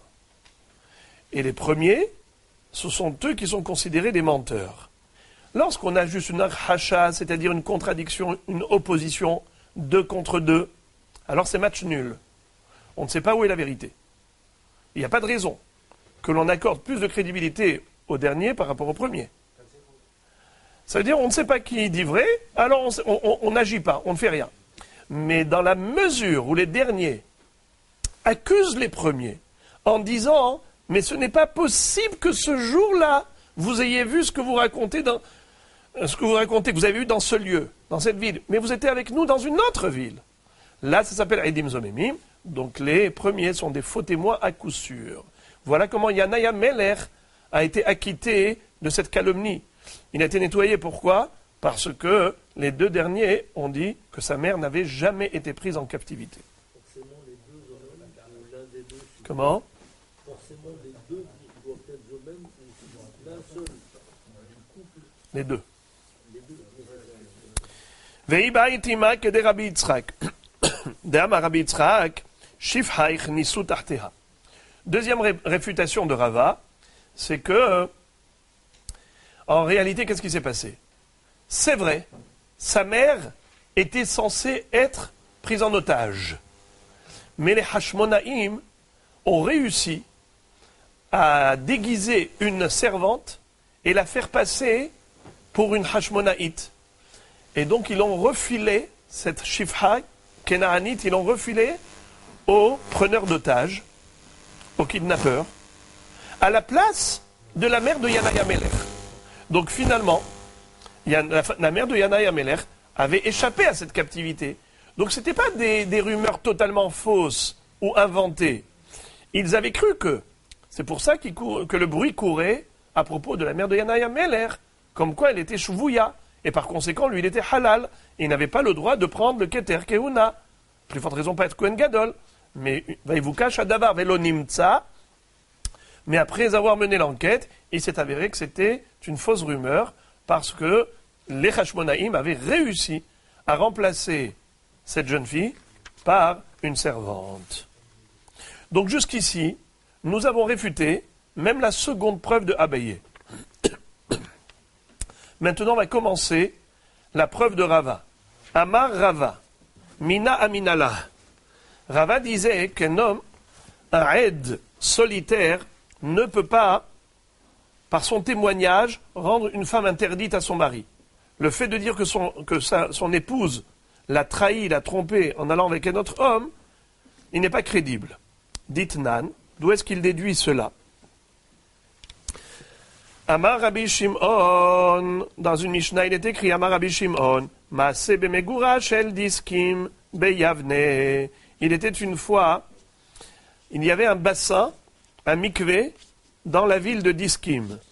Où il y a ceux qui disent que Diskim c'était le nom de quelqu'un, Beyavne, à Yavne. Shehaita omedet becheskat shlema. Ce mikvé, il avait la réputation pour être Shalem, c'est-à-dire qu'il y avait les 40 CA requis pour la kashrut d'un mikvé. Et voilà qu'un jour, Madedou venimtset hasera, on a mesuré l'eau qu'il y avait dedans, et il s'est avéré qu'il n'y avait pas le volume requis. Il y avait moins que 40 CA. Alors maintenant, quelle est la question ? Kol taharot shena'asu al gabah. Quel sera le din de tous les hommes et les kelim qui étaient impurs et qui ont été trempés dans ce mikvé? Est-ce que maintenant, nous disons que rétroactivement, il s'avère que le mikvé était impur depuis fort longtemps? Donc tous ces hommes et tous ces kelim qu'on a cru qu'on avait purifiés par trempage dans le mikvé, s'avère que non, ils sont impurs? Ou bien, je peux raisonner autrement et dire que non. Au moment où ces objets, où ces hommes se sont trempés, le mikvé, il était parfait. Maintenant que j'ai mesuré, il s'avère que il est incomplet, il y a moins que le volume nécessaire. mais ça s'est passé récemment. Mais je ne remets pas en cause rétroactivement tout ce qui a été fait dans le passé. Quel est le din? Mahloket Rabbi Tarfon et Rabbi Akiva. Rabbi Tarfon metaher, et Rabbi Akiva metame. Rabbi Tarfon dit, tous ces kelim et ces hommes sont tahor. Rabbi Akiva dit, tamé. Amar Rabbi Tarfon. Rabbi Tarfon va dire, voilà la raison pour laquelle moi je considère que c'est tahor. Mikveze beheskat shalem ou omed. Misafek ataba le hasero. Al te haserenu misafek. Au début, quelle était la situation antérieure? Au départ, tout au début, ce mikvé, il était shalem, n'est-ce pas? À un moment donné, on avait la certitude qu'il était plein, complet, shalem. Maintenant, tu te poses la question par rapport à ce que tu constates aujourd'hui qui n'est pas shalem. Tu te dis, mais depuis quand il n'est pas shalem? Alors moi, je dis comme ça. Tout ce qui s'est passé jusqu'à aujourd'hui, je considère qu'il était shalem jusqu'à aujourd'hui. C'est aujourd'hui qu'il s'est diminué, qu'il s'est réduit. Car la situation antérieure, c'était une chazaka de shalem. Puisque nous avions une situation certaine, nous la maintenons en tant que telle. Jusqu'à preuve du contraire, je considère que tout était comme avant. Quelle était la première situation? Mikvé kacher. Alors je dis que le mikvé était kacher jusqu'au moment où j'ai eu la preuve du contraire, que le mikvé n'est pas kacher. Ok, alors à partir d'aujourd'hui, il n'est pas kacher. Mais jusque-là, je présume que jusque-là, il était kacher comme il a été la première fois. Al te haserenu misafek. Tu ne dois pas, par le doute, retirer la certitude. Autrefois, on avait une certitude, tu ne peux pas, par le biais d'un safek, d'un doute, déstabiliser une certitude. Amar Rabbi Akiva le contredit. Et regardez comment il va avancer un argument très logique. Il va dire Rabbi Akiva, Adamze, bechezkat tame ou omed, misafek atabal et taharo, al te taharenu misafek. Rabbi Akiva, il se focalise non pas sur le mikvé, mais sur l'homme impur qui s'est trempé dedans. Sur le keli impur que l'on a trempé dedans. Et il dit la chose suivante. Cet homme, qu'est-ce qu'il était avant le trempage? Il était certainement tamé. Donc, s'il était certainement tamé, maintenant, tu veux dire qu'il est tahor. Sur la base de quoi? D'un trempage. Mais ce trempage-là, c'est dans un mikvé qui est safek.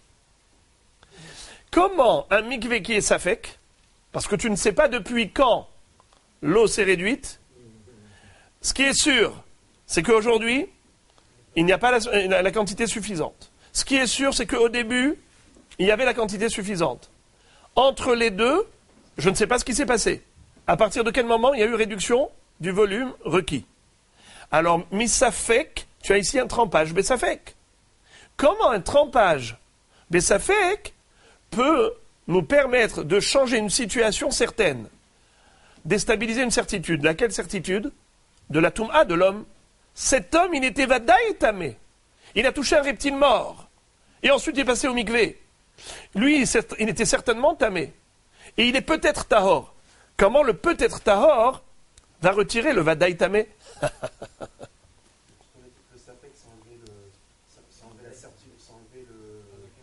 Non.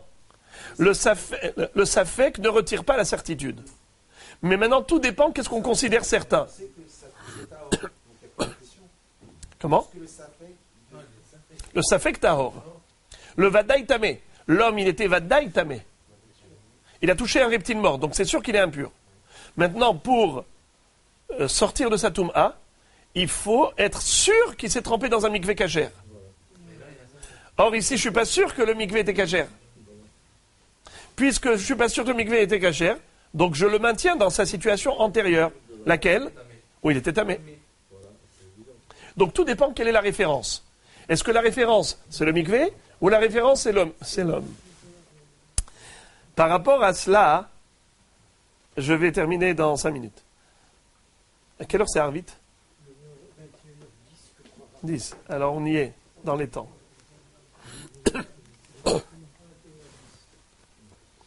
Amar Rabbi Tarfon. Mashal לעומד ומקריב על גבי המזבח, ונודע שהוא בן גרושו בן חלוצה, שעבודתו כשרה.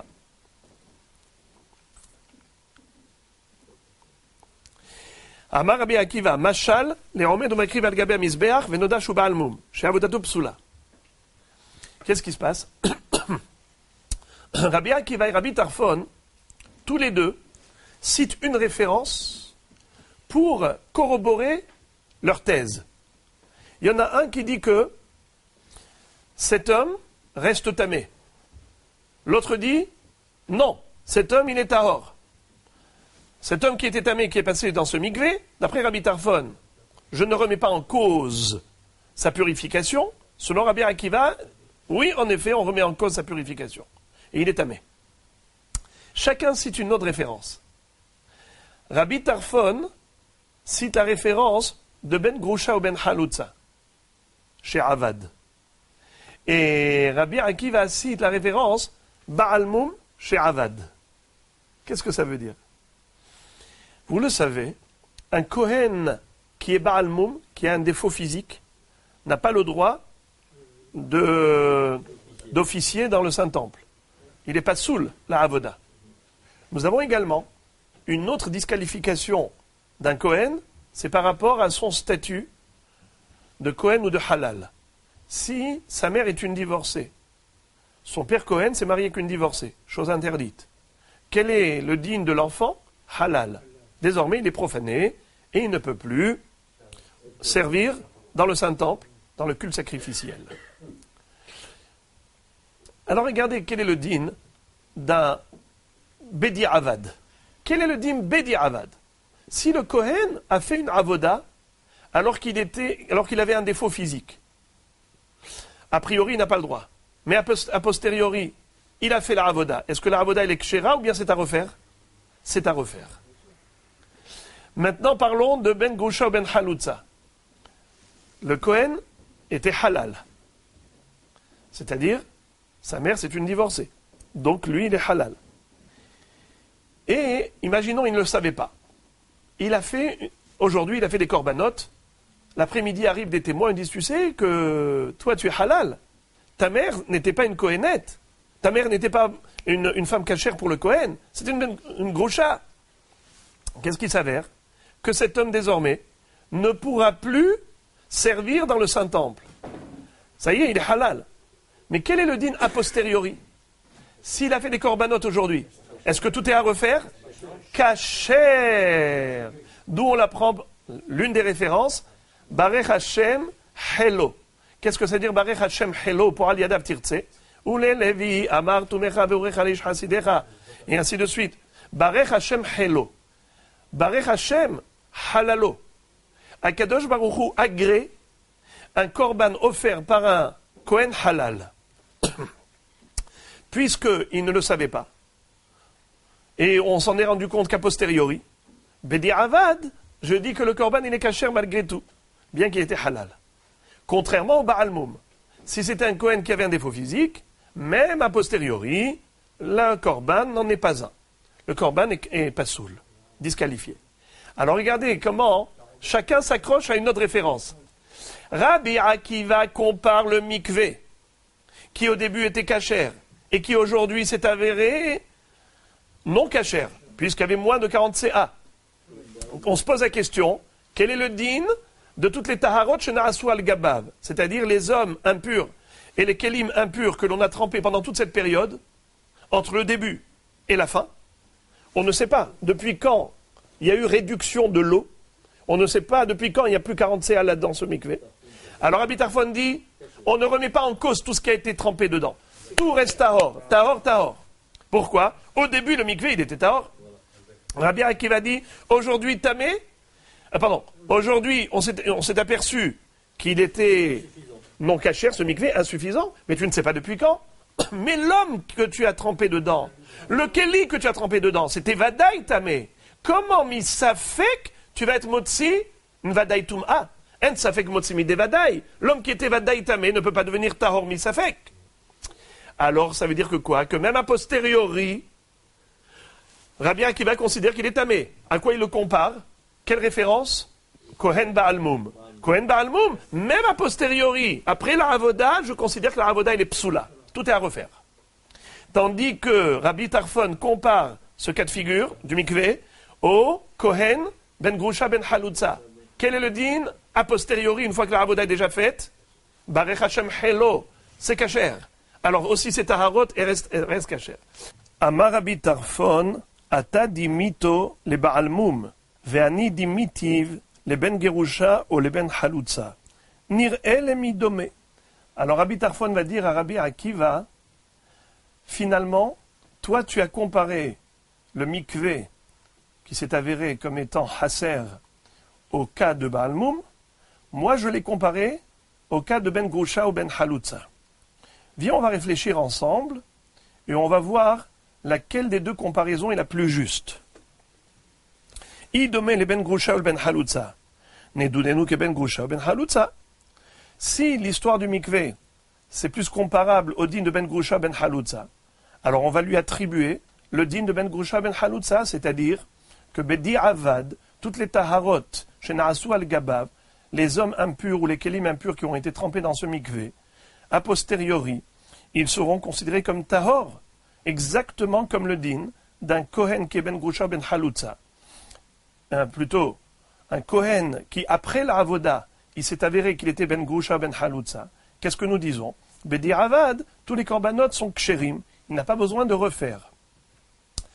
Comme on apprend du pasuk Barech Hashem Helo, Barech Hashem Halalo, même s'il s'est avéré halal par la suite.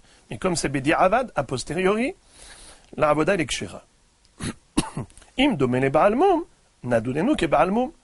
Et si c'est toi qui as raison, Rabbi Akiva, par ta comparaison entre mikvé et le Ba'almoum, c'est-à-dire un Kohen qu'on a trouvé chez lui un défaut physique dans son corps, et il a fait de la avoda, qu'est-ce que nous disons? Afilu bedi avad, la avoda elle est psoula, et il faut tout refaire. Il faut recommencer les korbanot qu'il avait fait, mais psoul. Alors là aussi, toutes les taharot qui ont été trempés dans ce mikvé, enfin tous les objets tmeim et les hommes tmeim qui sont trempés dans ce mikvé, il faudra tout refaire. Et Tchil Rabbi Akiva ladoun. Alors Rabbi Akiva, il a expliqué la raison pour laquelle il trouvait plus juste la comparaison entre le mikvé et le Kohen Ba'almoum plutôt que mikvé et Kohen Ben Grusha Ben Halutza. Voici les deux points communs qu'il va trouver. Itchil Rabbi Akiva ladoun, mikvé pisulo biyahid, ou Ba'almoum pisulo biyahid. Ve'al yochiyach Ben Grusha Ben Halutza, chez pisulo bishnaim.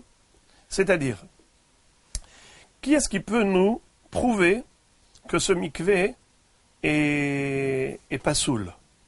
Est-ce que j'ai besoin d'avoir deux édim qui me disent que mikvé était pas soul pour dire que Bémet il n'est pas soul? Non.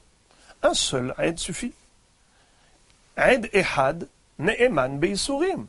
Si un aide vient et me dit que ce morceau de viande c'est du jambon, eh ben je suis obligé de le croire et ce morceau il est assourd. S'il me dit qu'au contraire c'est kasher, je le crois, c'est kasher. La même chose à mikvé, c'est un inyan de Issour. Alors, Rabbi Akiva, il dit, voici le point commun entre le Ba'almoum et le mikvé. Le mikvé, pisulo beyahid, même si un seul aïd vient et me dit qu'il était tamé, qu'il était hasser, je le crois. Si quelqu'un vient me dire également pour un Kohen qu'il est Ba'almoum, je le crois. Donc il y a un point commun. Tandis que Ben Grusha Ben Halutza, on ne peut pas témoigner contre quelqu'un en disant qu'il est Ben Grusha Ben Halutza s'il n'y a pas deux témoins, deux personnes qui nous disent que sa mère, elle était Bémet Grusha. S'il n'y a qu'une seule personne qui vient nous dire que sa mère était Grusha, je ne peux pas lui faire confiance, je ne lui accorde pas crédibilité. Il faut Al-Pishnaim Edim, Yakum Davar. Tout ce qui est Arayot, il faut deux Edim. En Davar Shebe'erva, Pachot Mishnaim. Deuxième point commun, Davar Aher, Mikvé, Pisulo Begufo, Ba'almoum, Pisulo Begufo. C'est-à-dire, le problème du mikvé, il est relatif à l'objet même du mikvé. C'est-à-dire, il y a moins de 40 CA. Il n'y a pas la quantité suffisante. Le Baal Moum également, son problème, il est dans son gouffre. C'est dans l'objet même du Kohen, le gouffre même du Kohen, qui est Baal Moum. Donc la disqualification d'un mikvé et la disqualification d'un Kohen Baal Moum, elle est relative au gouffre lui-même de l'objet en question. Tandis que Ben Grusha Ben Halutza, Al Yochiyah Ben Grusha Ben Halutza, chez Pisulo Me Acherim, tandis que le Kohen qui est halal, c'est pas lui qui a été à l'origine du problème. Le problème, c'est sa mère, qui était Grusha, qui s'est mariée avec un Kohen. Donc le Pisoul, il provient de Acherim. Alors que dans Baal Moum et dans Mikvé, c'est Begoufo. Donc nous voyons que Baal Moum et Mikvé sont plus similaires que Mikvé avec Ben Grusha Ben Halutza. Rabbi Tarfon, quand il a entendu ces deux arguments, ces deux points communs qu'a évoqué Rabbi Akiva, il a tellement apprécié ce raisonnement qu'il a dit à Rabbi Akiva, il s'est exclamé en extase devant Rabbi Akiva. Il va lui dire quelque chose d'extraordinaire. Amar lo Rabbi Tarfon, Akiva, kol haporesh mimcha, keporesh min hachaim. Akiva, tout celui qui s'éloigne de toi, c'est comme s'il s'écartait de la vie. Quelle chance que nous avons un homme comme toi, Rabbi Akiva. Tu es source de vie spirituelle. Tu nous enseignes la Torah avec autant de profondeur. Fin de citation de la Baraïta. À partir de là, Rava commence à faire l'analyse qui lui permettra de déduire que un dehad, lo ne'eman le esorisha al ba'ala, un seul témoin ne suffit pas pour interdire une femme à son mari. Comment? Hay ba'al mum, shepisulo biyahid, hechidami. Quand tu m'as dit qu'un Kohen qui est Baal Moum, alors, même a posteriori, sa avoda, elle n'est pas cachère.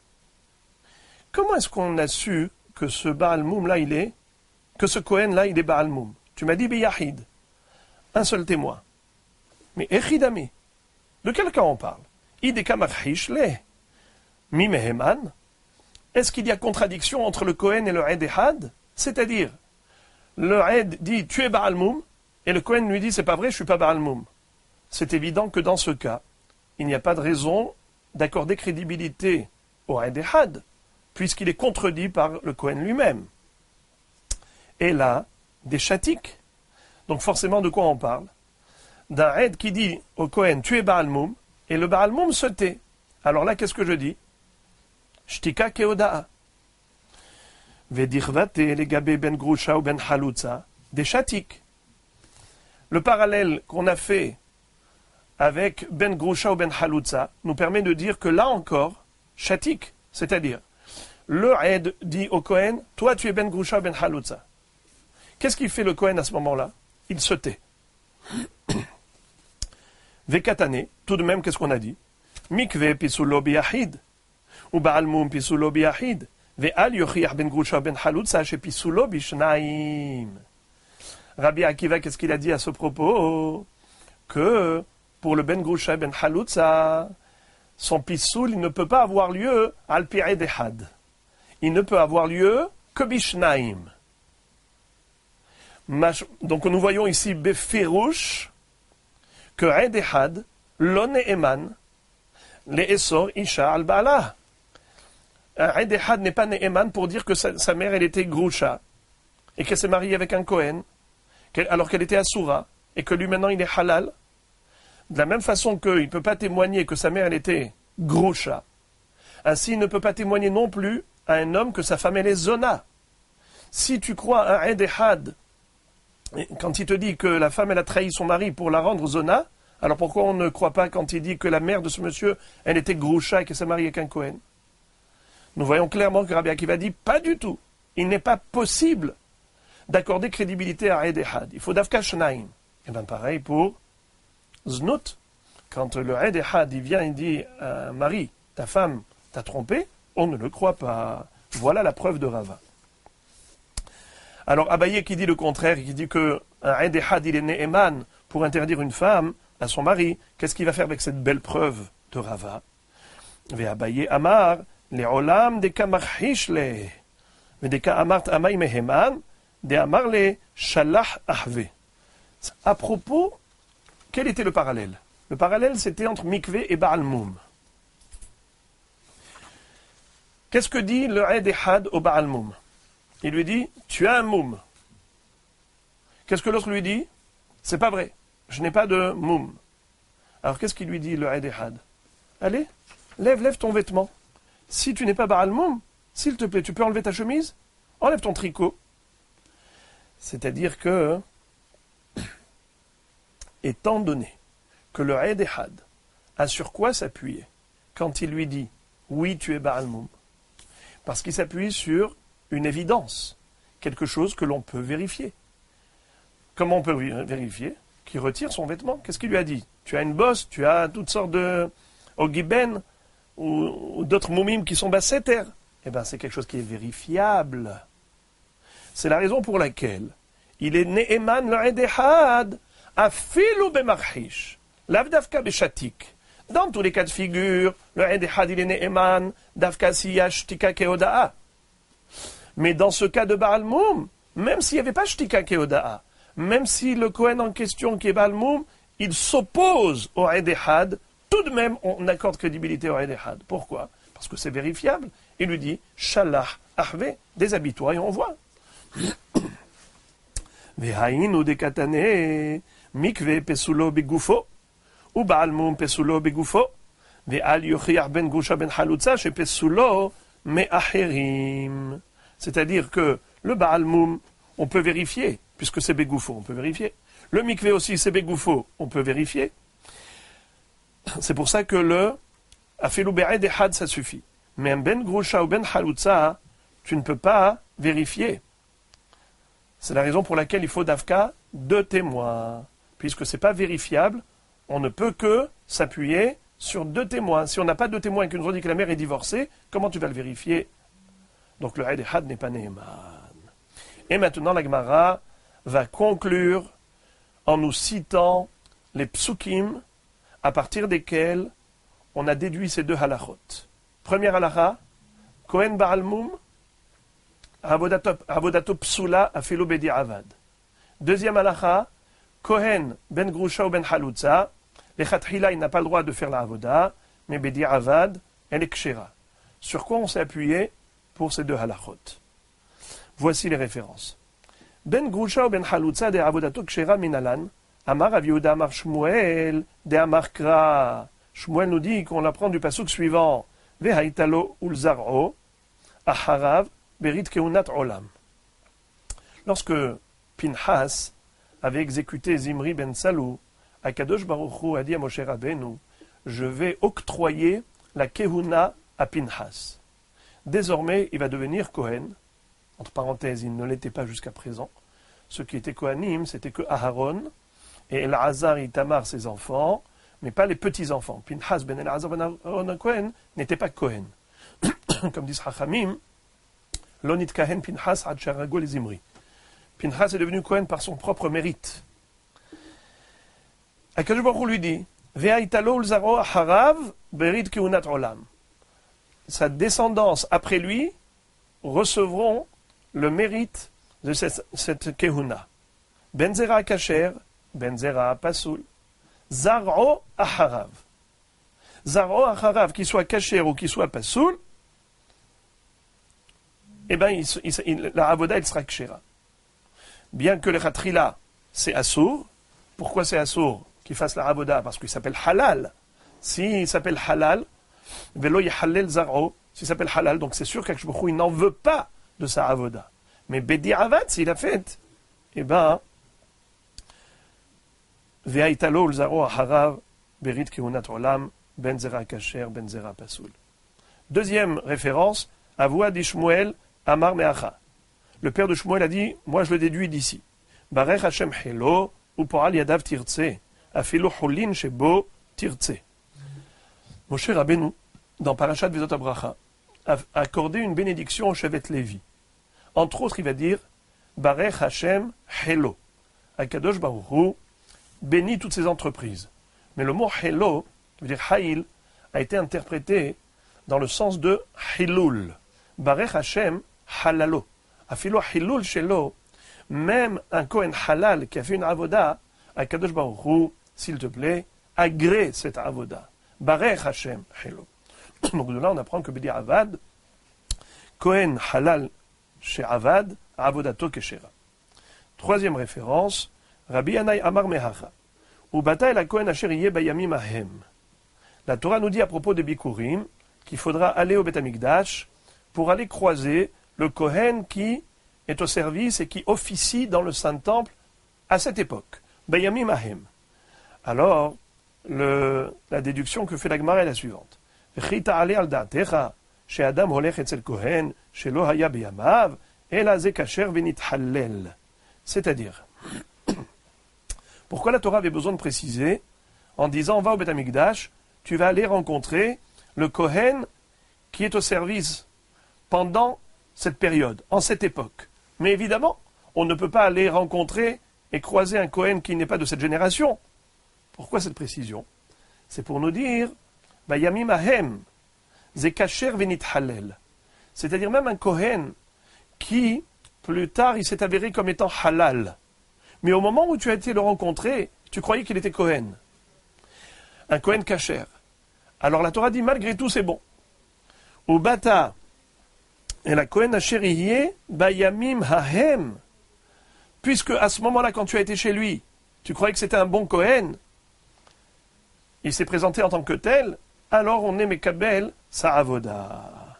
Bayamim ahem, malgré tout, il s'appelle Kohen bayamim ahem. Bedi avad, sa avoda, elle était kshera. Bien que par la suite, il s'est avéré que c'était une erreur et qu'il était halal. Il n'a pas besoin de recommencer.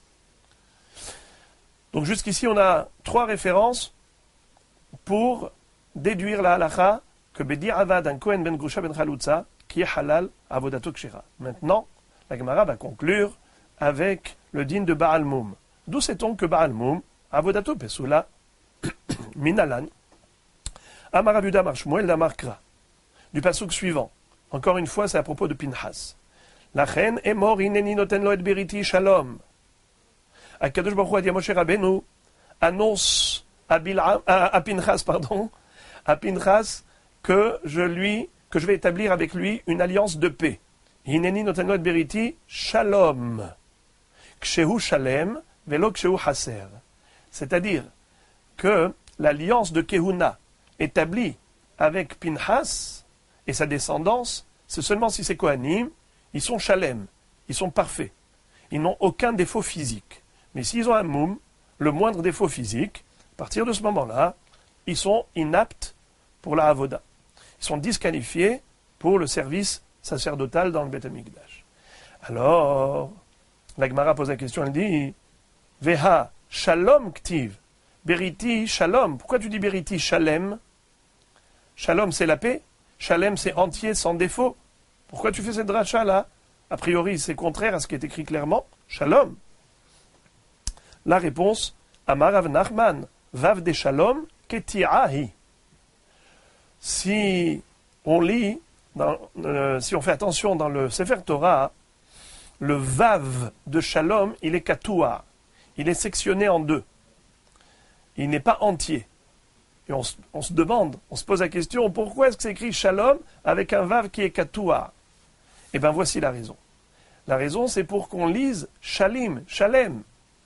Le Kohen doit être Shalem, sans aucun défaut. Mais s'il a un défaut, eh bien, il est disqualifié, pas seulement a priori, même a posteriori, le Korban est à refaire.